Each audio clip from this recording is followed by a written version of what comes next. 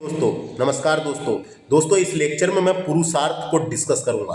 दोस्तों आपको जानकारी के लिए बता दूं, एमपीपीएससी की यूनिट नंबर 1 है जो भारत का इतिहास। एमपीपीएससी के जो सिलेबस है, प्रीलिम्स का सिलेबस, उसका यूनिट नंबर 1 जो है भारत का इतिहास, उसके अंतर्गत पुरुषार्थ वाला टॉपिक लिख रखा है। दोस्तों संकल्पना और विचार जो नए टॉपिक ऐड हुए हैं उसमें भी पुरुषार्थ वाला टॉपिक लिख रखा है दोस्तों। तो इस लेक्चर में मैं पुरुषार्थ डिस्कस करूंगा। दोस्तों यह लेक्चर मेरे द्वारा डिस्कस किया जा रहा है। माय नेम इज क्या है, विक्रम फंडेलकर। मेरे इस चैनल को सब्सक्राइब और वीडियो को थोड़ा बहुत शेयर भी कर दिया करें, आप लोगों को अगर पसंद आएगा तो। प्रीवियस लेक्चर्स देखने के लिए मेरे चैनल को विजिट कर सकते हैं दोस्तों। वहाँ प्लेलिस्ट बनी हुई है, प्लेलिस्ट में देख सकते हैं और आने वाले लेक्चर भी आप लोगों को वहीं मिल जाएंगे। आइए शुरू करेंगे, ज़्यादा बातें ना करते हुए। बात करते हैं अपन पुरुषार्थ की। पुरुषार्थ का मतलब होता है दोस्तों विवेकशील मनुष्यों के लक्ष्यों को पाना। विवेकशील मनुष्यों के लक्ष्यों को पाना होता है। यह एक संस्कृत शब्द है। पुरुषार्थ एक संस्कृत शब्द है। मानवीय जीवन में प्रयास, सफलता और पूर्णता की ओर दिशा दिखाता है ये शब्द, है ना। मानवीय जीवन में प्रयास, सफलता और पूर्णता की ओर दिशा दिखाता है। पुरुषार्थ मनुष्य के सर्वगुण विकास में मदद करता है दोस्तों। सर्वगुण विकास में मदद करता है। देखो यहाँ से पढ़ते हैं।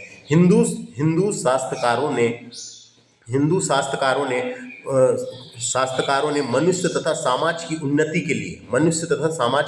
के लिए निमित्त जिन आदर्शों का विधान प्रस्तुत किया है उन्हें ही पुरुषार्थ की संज्ञा दी गई है। निमित्त जिन आदर्शों का विधान प्रस्तुत किया गया है उन्हें ही पुरुषार्थ की संज्ञा दी गई है दोस्तों। पुरुषार्थ की संज्ञा दी गई है, जिसका मुख्य उद्देश्य मनुष्य के भौतिक और आध्यात्मिक सुखों के बीच सामंजस्य स्थापित करना। जिसका मुख्य उद्देश्य क्या है? मनुष्य के भौतिक और आध्यात्मिक सुखों के बीच सामंजस्य स्थापित करना दोस्तों। पुरुषार्थ सनातन धर्म का अंग है दोस्तों। पुरुषार्थ चार है। कितने हैं पुरुषार्थ कितने हैं? 4 है। पुरुषार्थों के 4 आदर्श दिए हुए। एक तो है धर्म, दूसरा है अर्थ, एक है धर्म, दूसरा है अर्थ, तीसरा है काम और चौथा है मोक्ष दोस्तों। पुरुषार्थ मानवीय जीवनों का परम उद्देश्य है दोस्तों। पुरुषार्थ मनुष्य की समर्था, ज्ञान, उद्यम और समर्पण को बढ़ाता है दोस्तों। पुरुषार्थ जो है बढ़ाता है। पुरुषार्थ समस्याओं का समाधान करने की ताकत देता है दोस्तों। पुरुषार्थ जो है समस्याओं की समाधान करने की ताकत देता है। पुरुषार्थ जीवन के लक्ष्य हैं जिसे पाने के लिए प्रयास किया जाए, वो सब के बारे में हमको जानकारी देता है। उससे जानकारी मिलती है, सीखते हैं उससे। पुरुषार्थ जीवन को संतुलित रखता है। पुरुषार्थ जीवन को संतुलित भी रखता है और जीवन जीने में मदद करता है। ईमानदारी से मेहनत करना, ये सब बताया गया। इसके उदाहरण परिवार का भरण पोषण करना, अगर आप परिवार में हैं तो विपरीत परिस्थितियों का सामना कैसे किया जाए शांत रह के, वो सब बताया गया है। महिलाओं की रक्षा करना चाहिए, ये भी बताया गया है इसमें। अपने परिवारों के लिए कुर्बान होना भी बताया गया है। लड़कियों को साथी समझना चाहिए, है ना। उनकी हक, इच्छा और चाहत की कद्र करना चाहिए। ये सब पुरुषार्थ में बताया गया दोस्तों। तो पुरुषार्थ के 4 आदर्श बताए गए हैं, धर्म, अर्थ, काम और मोक्ष, है ना, मोक्ष। तो देखो ये 4 बताए गए हैं, ये चारों बताए गए हैं ना दोस्तों। इसी को क्या कहा गया है? इसी चारों पुरुषार्थ को पुरुषार्थ चतुष्टय भी कहा गया है। इसी चारों इसको क्या कहा गया? पुरुषार्थ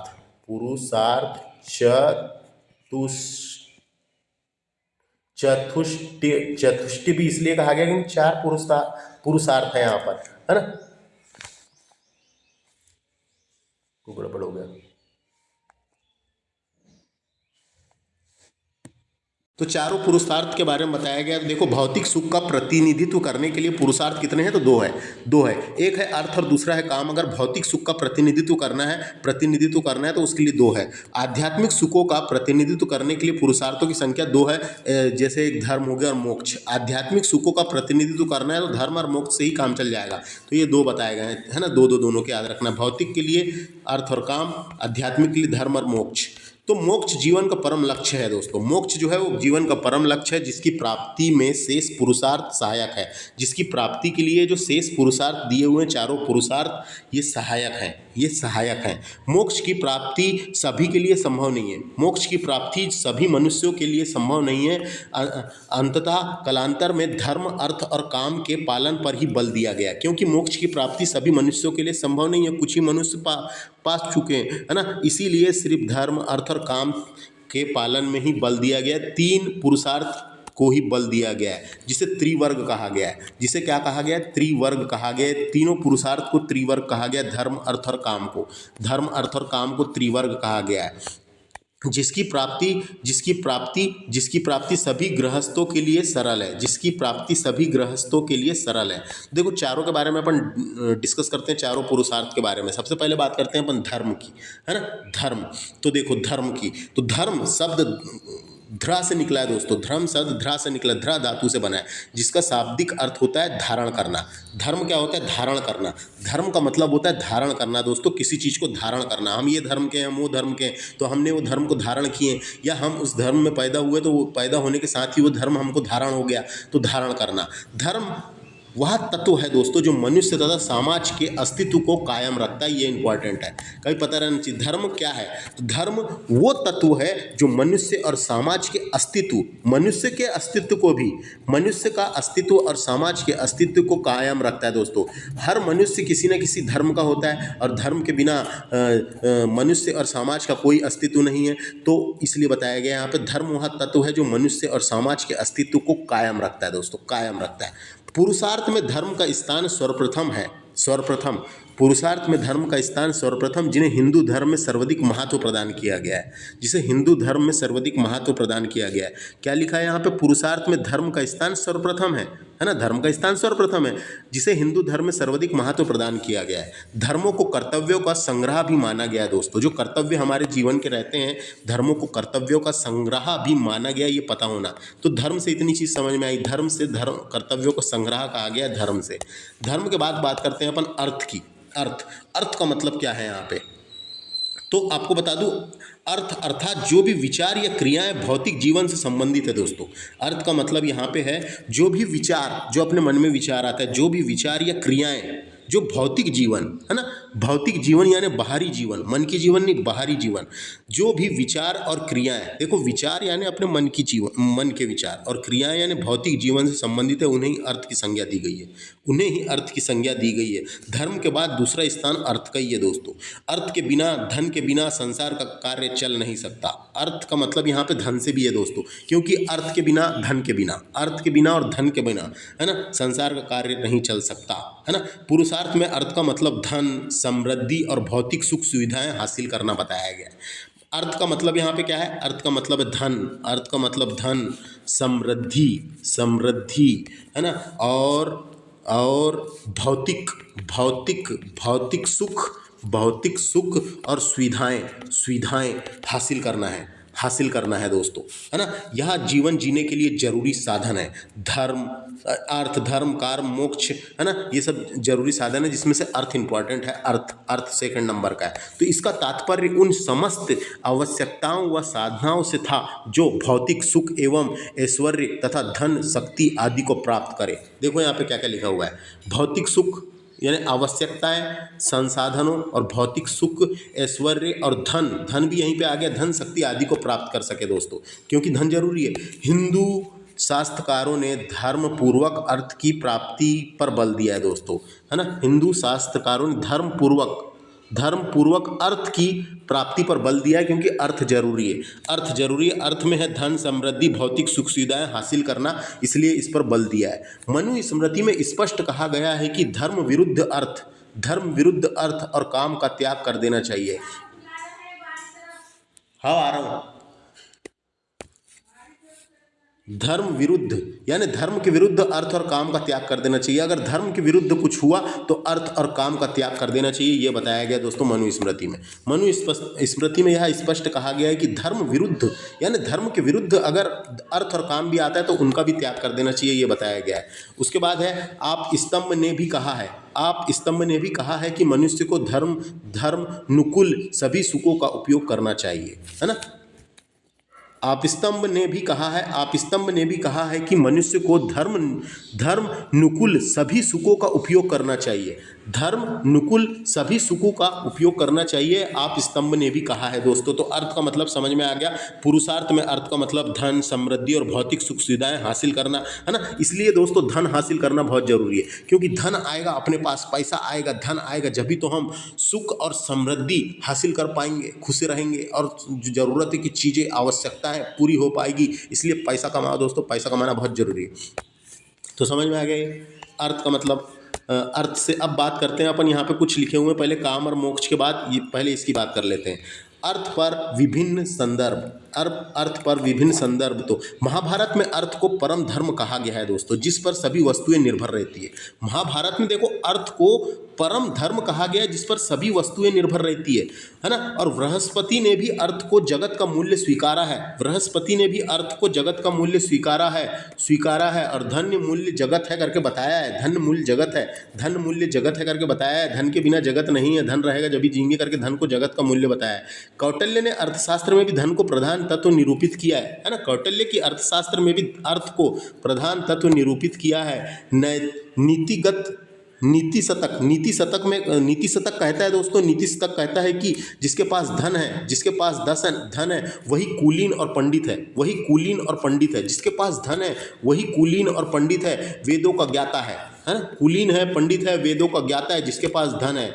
और गुणवान वक्ता का दर्शनीय है, गुणवान भी है जिसके पास धन है, तो गुणवान और वक्ता का दर्शनीय है, क्योंकि जिसके पास धन है वो अगर कुछ बोलेगा दोस्तों तो उसकी बात सब सुनेंगे। तो वक्ता का दर्शनीय है। सभी गुण धन में ही होते हैं, ये बताया गया, सभी गुण धन में ही होते हैं। देखो धन है जिसके पास तो सब गुण आ जाएंगे अपने आप, तो सब गुण धन में ही होते हैं, ये बताया गया दोस्तों। तो ये याद रखना है किन किन में क्या क्या बातें लिखी हुई है। अब बात करते हैं अपन थोड़ी सी काम की, है ना। काम का शाब्दिक अर्थ होता है सुख या वासना, परंतु व्यापार अर्थ में काम का शब्द व्यापार अर्थ में काम शब्द से तात्पर्य मनुष्य की सहज इच्छाओं एवं प्रवृत्तियों से है। देखो दोस्तों अब बात करते हैं अपन काम की, है ना। काम का शाब्दिक अर्थ होता है सुख, वासना, परंतु व्यापक अर्थ में काम शब्द से तात्पर्य मनुष्य की सहज इच्छाओं एवं प्रवृत्तियों से है। तो पुरुषार्थ में काम का मतलब इच्छाओं की पूर्ति करना, आनंद लेना, भोग करना बताया गया दोस्तों, है ना। काम पुरुषार्थ के 4 स्तंभों में से एक है दोस्तों, है ना। तो काम इंपॉर्टेंट है दोस्तों, काम करेंगे जब भी हमको इच्छाओं की पूर्ति होगी, आनंद ले सकेंगे, भोग करेंगे, है ना। तो ये बताया गया दोस्तों इसमें, है ना। काम संसार की प्रथम और प्रमुख प्रवृत्ति है, काम संसार की प्रथम और प्रमुख प्रवृत्ति है। इसी के वशीभूत होकर मनुष्य संतान उत्पत्ति करता है दोस्तों, इसी के वशीभूत होकर मनुष्य संतान उत्पत्ति करता है, काम करते रहता है। तो काम कर रहा है करके तो संतान की उत्पत्ति भी हो रही है। काम के निरकुश आचरण से व्यक्ति का विकास अरुद्ध हो जाता है दोस्तों, अरुद्ध हो जाता है। काम की तृप्ति ना होने पर क्रोध से मोह की उत्पत्ति होती है दोस्तों। तो यहाँ बताया गया काम अगर नहीं करेंगे तो उससे क्रोध की उत्पत्ति होगी, चिड़चिड़ापन आएगा काम नहीं करेंगे, क्योंकि खाली दिमाग शैतान का घर वाली बात कही है कि नहीं दोस्तों। उससे डिप्रेशन हो सकता है, एंजाइटी हो सकती है ना, और ऑटोमेटिकली निगेटिव थॉट क्रिएट हो सकते हैं। तो काम करेंगे दोस्तों तो लेकिन दोस्तों काम मन पसंद होना चाहिए। यहाँ पे बताया गया इच्छाओं की पूर्ति और आनंद लेना, काम ऐसा होना जिसमें काम का आनंद लिया जा सके, तो काम नहीं लगेगा, ये बताया गया दोस्तों। क्रोध से मोह की उत्पत्ति हो सकती, काम नहीं करेंगे तो खाली रहना जरूरी, खाली नहीं रहना चाहिए दोस्तों, काम करना चाहिए। खाली रहने से ही एंजाइटी, डिप्रेशन, निगेटिव थॉट्स ये वो आते हैं। अगर बिजी रहेंगे दोस्तों तो ये ऑटोमेटिकली ये ठीक हो जाएगी, ये चीज़ें, डिप्रेशन, निगेटिव एंजाइटी, ये सब ठीक हो जाएगी दोस्तों। तो यहाँ बताया गया काम को बहुत ही महत्व दिया गया, काम बहुत जरूरी है।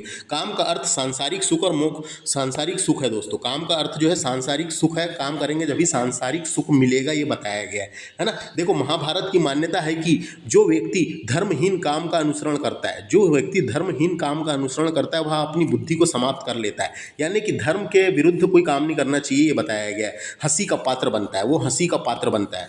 मत्स्य पुराण के अनुसार भी धर्म राहित काम वन्या पुत्र के समान है, वन्या पुत्र के समान है दोस्तों, नाजायज पुत्र के समान है, बताया गया है यहाँ पे। श्री कृष्ण अपने को सभी प्राणियों में धर्म युक्त काम करने के लिए बताते हैं, है ना। श्री कृष्ण ने भी कहा है सभी प्राणियों को धर्म युक्त यानी धर्म युक्त काम करने के लिए बताया गया, काम बताए हैं दोस्तों। तो ये समझ में आ गया काम बहुत जरूरी है दोस्तों। तो यहाँ पे क्रोध की मोह की उत्पत्ति होती है बताया गया है। सहज इच्छाओं और प्रवृत्ति के लिए काम बहुत जरूरी है। इच्छाओं की पूर्ति करना, आनंद लेना, भोग करना, काम बिल्कुल मनपसंद वाला रहेगा तो इच्छाओं की पूर्ति भी होगी, आनंद भी लेंगे, भोग भी करेंगे, ये इंपॉर्टेंट है। तो काम समझ में आ गया, काम से रिलेटेड इतनी चीजें। अब बात करते हैं मोक्ष की अपन, है ना।